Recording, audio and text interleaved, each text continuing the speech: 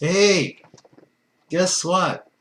I've been making this binge of videos, and I thought I made the last of the stuff that I hadn't shown.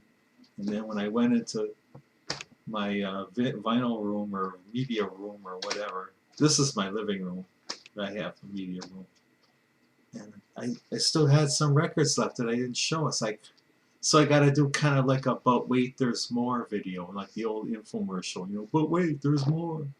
So, so everything the topic in my last video applies to this. I got like stuff from all different kind of genres and artists or whatever, and I'm just kind of, in a way, I'm kind of piggybacking this video onto my last one. So I'm going to call this 41.1.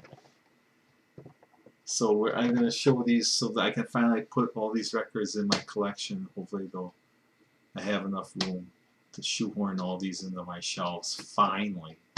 So let's get started. I got Johnny Tillotson. I don't know, who's kind of like countryish or whatever, pop guy. I did play this song once, quite a long time ago. So he's kind of like a pop guy, country guy. And I got the Dirt Band, An American Dream. Pretty good. There was a thing on them on PBS, when they had their like pledge drives or whatever. They were featured on some show or whatever. Now here's an old guy. Well, I shouldn't say old. This I always heard of this guy. He was kind of like a the pre-rock era. He was kind of like between like Frank Sinatra crooner era to like the first of rock and roll. But this guy, he had a unique style, and we're talking Johnny Raitt. Johnny Raitt's greatest hits. I have played this record. I do kind of like it. I mean, this guy had a unique style, very emotional style. In fact, his big hit was called "Cry." Okay, and I have this old documentary from PBS that I recorded like long time ago on cassette. It was like, I can't remember what it's called. Rocks. I can't remember what it's called. Oh, darn it! Every time I try to recall something to my mind when I'm on making a video. Oh, it was called Rock and Roll. Just Rock and Roll. It was on PBS back in, well, I think maybe the early '90s or something. But they had a thing about him, Johnny Raitt. He was like, he had that style of kind of like emerging, that would be like emerging into rock and roll. Okay, now here's another one. Always like, I want to collect anything from like the British invasion groups or whatever, and I found this one, Herman's Hermits. I'm into something good. I can't recall if I played this. Maybe I'll just look at it real quick, just for the heck of it. I think I found this at Goodwill. It looks to be pretty clean there, an MGM. So that's Herman's Hermits. Here's kind of a compilation on what was this off of Atlantic, The Drifters. Golden hits there. It's still in the original Shrink. I don't know how old it is. That's a cool find. Now here's the album that I bought when it came out. One of the first artists I started collecting in the mid-'70s was Elton John, believe it or not. And I had all his early records up until this one. And this one was kind of a disappointment. I thought, I mean, it was a critical disappointment. And if you know the history of Elton John, and they had that, I know he's just wrote like an autobiography, and then they had that movie about him, like kind of like a biography or biopic with an actor who kind of resembles Elton John, but his climb to like fame and fortune was like so quick, and he did up until this record. I think he made he made some brilliant albums. They were like really good, almost like concept albums, great songs. Of course, he had Bernie Taupin writing lyrics and stuff for him. But this one was kind of like a disappointment, I think. But this is Blue Moves. Of course, it was a double record. I think the only real hit was called Sorry. Yeah, Sorry seems to be the hardest word. And I think what turned people off and kind of turned, I think people were very naive about him and his lifestyle. They didn't, when he finally, I even remember back in the mid-teens when I remember going to this my local library where they would have the current magazines, and they had Rolling Stone, back when Rolling Stone magazine was still kind of like a newspaper tabloid. It wasn't like a glossy magazine, but it had Elton John on there saying Elton's Frank Talk. And basically Elton officially came out as being, gay. I mean, or bisexual or whatever you want to call it. And, that kind of turned a lot of people off to him. They didn't want, that was the era, and I don't agree with his lifestyle. I have nothing against Elton John. I just liked his mute. I just liked his records. I thought he made great records, frankly, up until this one. There was kind of a lot of filler on this record, I think, whereas his earlier records were they were brilliant. There was no filler stuff on his early records. They were just great songs. Each song on his early records always seemed to have a great arrangement. There was a lot of talent that went into his records, musically, and the songs themselves. But this, like I said, this is when I pretty much officially stopped really following Elton John. And then after this I kind of got into stuff like Neil Young. Then I discovered Neil Young, and this was back in the mid '70s, and then other groups and stuff like that. But I decided to get this record again. I don't know, maybe I'll just to have it. I don't know. So that's Blue Moves. Now this record, this is I found another copy of this. I first known of this record since over 50 years ago when I was a kid. My dad bought a copy of this record. And it was a soundtrack to this movie, The Wild Angels. And so I have this copy. This is I believe this is a mono copy. And if you ever, this is kind of like one of the definitive outlaw biker movies of the 60s or whatever. This came out before Easy Rider. If you're into the early fuzz guitar, this has Davey Allen in the Arrows, who was one of the first Americans really to use fuzz guitar or whatever. There's a lot of that on this record. It's a great instrumental record. If you're into motorcycles, I'm kind of a biker myself. I don't have a motorcycle now, but I may get a bike. I could get a bike if I want right now. I could buy a Harley if I want right now. My brother owns a Harley. In fact, he even offered to sell me his because he's got this. I don't know why I'm talking about this now. It's just weird going off on a tangent here, but I'm kind of a biker, and I've always been kind of into. I always like the biker kind of lifestyle, I guess. Not with any lawlessness, but I just love motorcycles and stuff like that. And I always loved this. I grew up with this record. I literally grew up with this record over 50 years ago.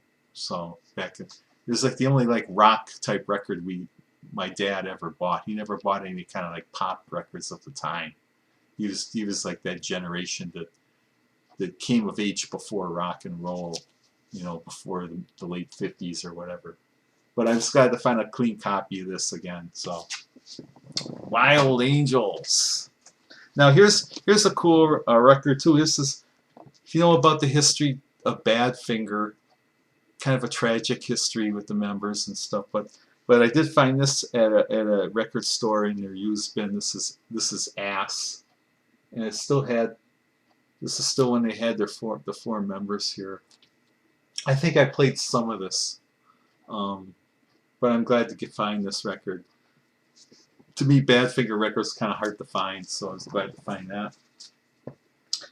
Okay, this was, I think I found this at a thrift store too. I think I found this at Goodwill. This is Savoy Brown. I haven't really played it yet, so I do kind of know a little bit about them. They're like British blues.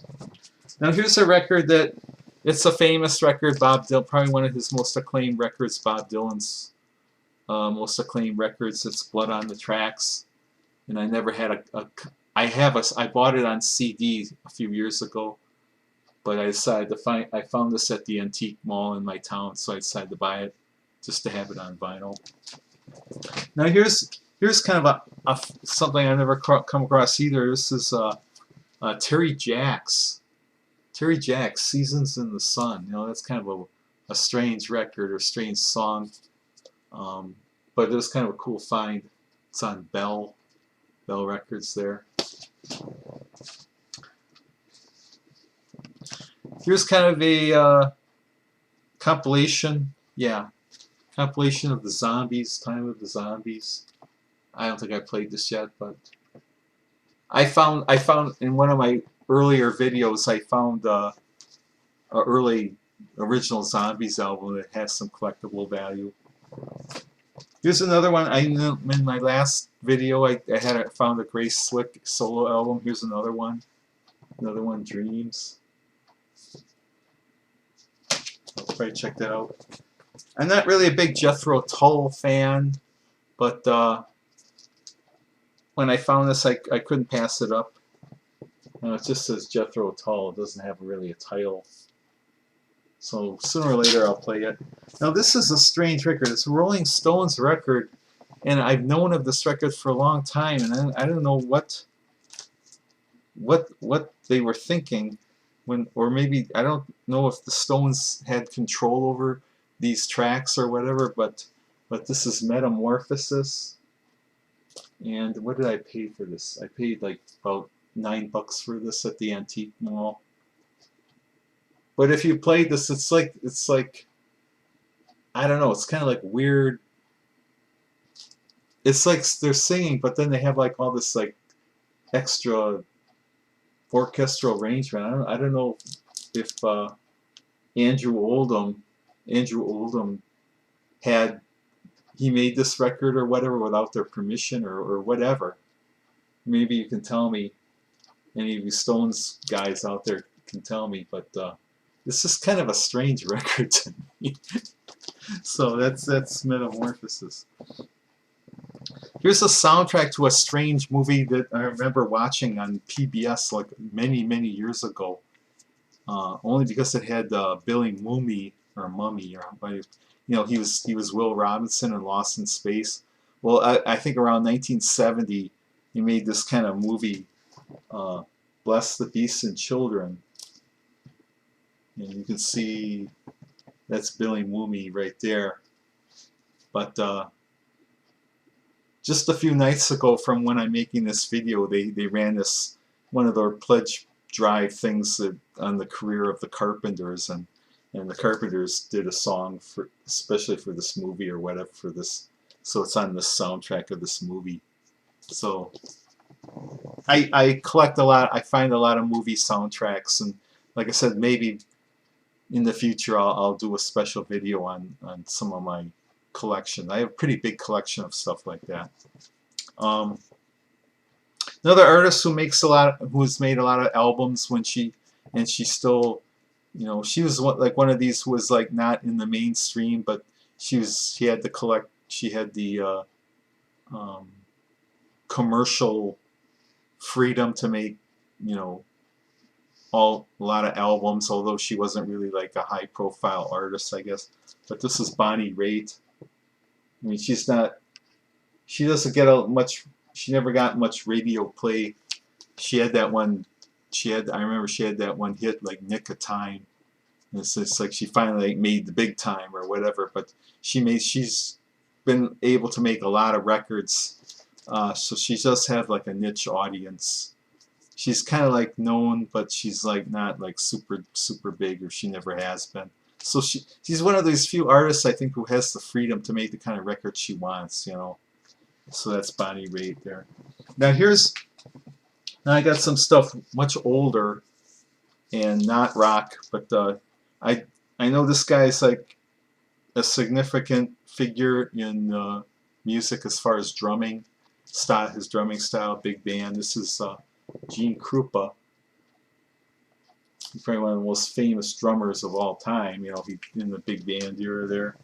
And then I got a jazz record here, Dave Brubeck. I used to have some other stuff, Dave Brubeck, and I decided to get rid of it because I just not heavy into that. But this is a older record, and I thought this probably be a cool vintage record to own by Dave Brubeck. And last is a pop record. The box tops were kind of like that pop sound of like the late '60s or whatever. And this is Cry Like a Baby. I did buy this at the antique mall. I can't remember what I paid for it here. I don't have the price on it, but that's on Bell. It's an original. It's not like some greatest hits or whatever. So that's that for that. Now I can finally put all these records away. You know, I literally, this is the 4th video I made in the evening. I started making this is the 4th video. I made the first video at right around 8 o'clock, and now it's 11:30, almost 11:35 now. And what I do is I just make them. I make sure that they get into the computer. I play them back, and then I don't know. I'll probably release maybe one every week or so. And but that's the way it is with me. I don't know. I make videos when I have the time and I have the interest. And I made this one, like for instance, I didn't expect to make the 4th video in this session, but I'm glad I did, and it's coming up on like about 18 minutes here. So whatever comments you give or whatever, if it's like a specific question, maybe I can answer it. I appreciate all your comments.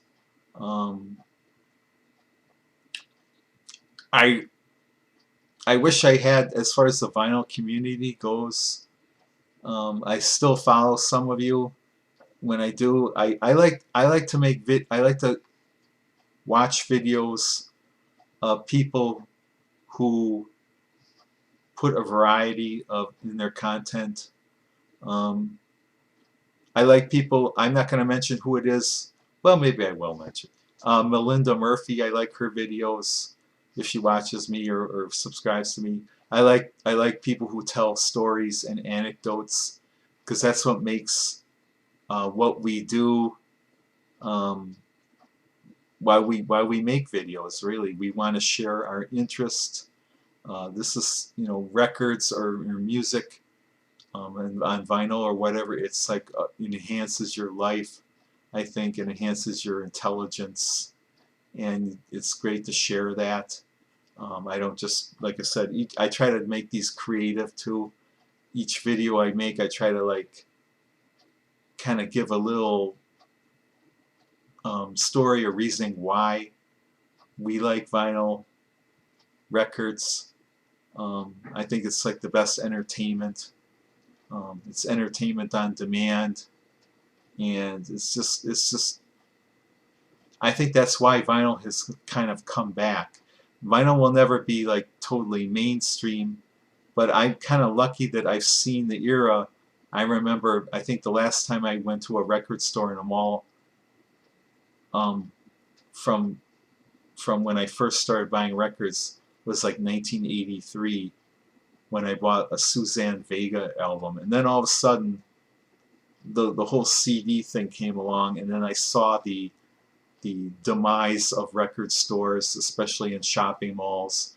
One by one, they all disappeared, and then we went to kind of like this dark period when, you know, you couldn't find a new record on vinyl. You were almost forced to buy CDs, and then it bottomed out, and then little by little, people saw this kind of like interest come back, not really by the older people who had vinyl all along, but from maybe from their kids or their grandchildren of the ones who originally had records, so that there ended up being a demand coming back.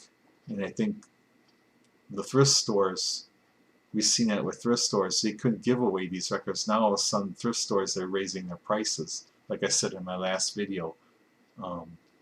And the finds are not as good as maybe they used to be. But then every time I say that, then all of a sudden I'll find some stuff, you know, so I don't know. But as personally, I've got enough records to last me, you know, several lifetimes now. It's just I just want to find the time to enjoy them. So, and if not, you know, I would love to, you know, put them back into circulation or whatever. So with that, I'll say goodbye for now, and you know, come on back to this channel. I got other, you know, content probably coming that I want to do stuff on. So with that, I will say though that out of all the videos I make, the vinyl videos seem to have the quickest, what would you call it? The quickest interest, I guess. There's a core of my subscribers that will, like, you know, can't watch them fast enough, and I'm kind of flattered by that. Although I gotta say, I have put very little attention into the channel. I still don't know how to sort. I've never really played with how to sort my videos on playlists or you know, number of views. I just make them and I put them out there, and I make sure that the latest video is at the top, kind of like at the top of the heap there. And one thing I am surprised. So I've been on YouTube, just to close. I've been on YouTube for over 10 years now, and I have well over 2,000 subscribers without trying. Like I said, long time ago I said I don't pander my content to try just for views. I make the kind of videos I want to make. I wish I had more time to make better quality videos with more editing and stuff. Unlike these last 4, I just use my webcam here.